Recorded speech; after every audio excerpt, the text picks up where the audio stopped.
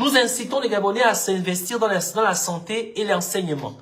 Nous décommandons, je décommande les Gabonais à aller dans l'armée. Le président de la République ne veut pas que les Gabonais aillent dans l'armée. Il ne veut pas vous recruter à l'armée. Il ne veut pas vous recruter à la police. Il veut que vous serviez autrement.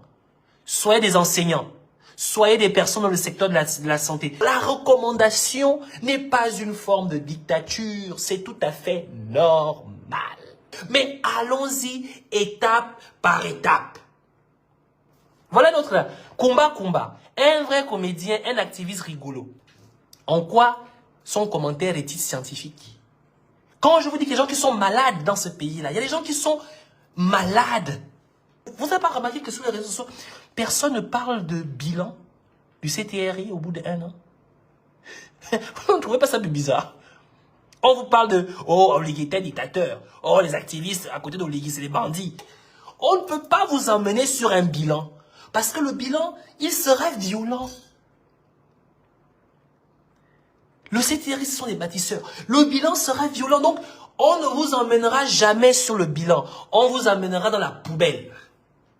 On vous amènera dans la poubelle. On vous amènera sur des histoires débiles. On viendra même vous recommander d'aller voter non. Mais, parce que si on s'appuie sur le bilan, comme argument du référendum, mais ils sont morts. C'est que le référendum sera, lui, à 99%. 99,99%. Tellement qu'il est lourd, le bilan. Le bilan est palpable. On le touche avec les mains. On le voit, le bilan. Il est là. Mais ils ne vous parleront jamais de bilan. Ils ne vous diront jamais que, mais faites-nous le bilan de 1 an de gestion. Ils ne vous feront pas ça. Pourquoi? Parce que le bilan est clair. Le bilan parle de lui-même. Mais comme le référendum aussi là-bas, ça fait peur. On vous dit, allez-y, dis non. C'est à dire déjà ceci. Moi, je parle aux aigreux là. Aux sorciers que vous êtes là. J'espère que vous allez avoir avec vous vos comprimés, vos médicaments, parce que vous allez tomber sous le choc du nombre de Gabonais qui seront là-bas. Ce sera... Non. Vous allez... Non. Non. Pas plein. Il y aura tellement de gens qui viendront pour écouter le discours du chef de l'État. Ce sera full. Et on va même faire le vote en direct. Vous votez oui au référendum, on va dire oui. Aujourd'hui, on vous propose une nouvelle constitution et on va la soumettre au référendum. Des sorciers, des agitateurs du Boukal viennent raconter qu'on est dans la dictature. Qui joue avec votre esprit?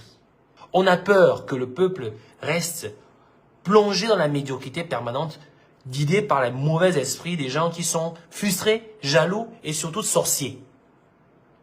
Quand je vois un peu ce qui se passe sur les réseaux sociaux aujourd'hui, quand je vois les attaques de certaines personnes, surtout quand je vois les positions et l'avis de certaines personnes sur les réseaux sociaux, je dis c'est plus de l'activisme que vous faites. Ce n'est même pas de l'influence que vous faites. Vous n'êtes pas des influenceurs, vous êtes des sorciers. C'est la sorcellerie que je vois.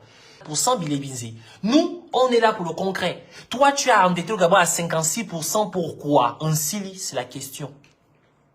Qu'est-ce que tu nous as produit au bout de 56% d'endettement dans ce pays? Rien du tout. Tu nous as laissé les dettes qu'aujourd'hui nous sommes en train de rembourser. Et tu viens nous dire que nous avons mal gouverné? Tu as fait 1 an de chef de gouvernement. En 1 an de chef de gouvernement, tu nous as apporté quoi? Je vous dis simplement, Bilébizé fait son bruit, c'est parce que jusque-là, les gens n'ont jamais voulu répondre. Mais en réalité, nous avons les arguments pour répondre à Bilébizé. Il ne vaut rien du tout. Il ne vaut rien du tout. J'ai jamais été fan des littéraires parce que les littéraires, c'est des charlatans. Un scientifique, c'est toujours comme ça.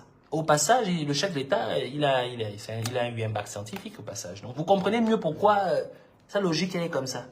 Hein?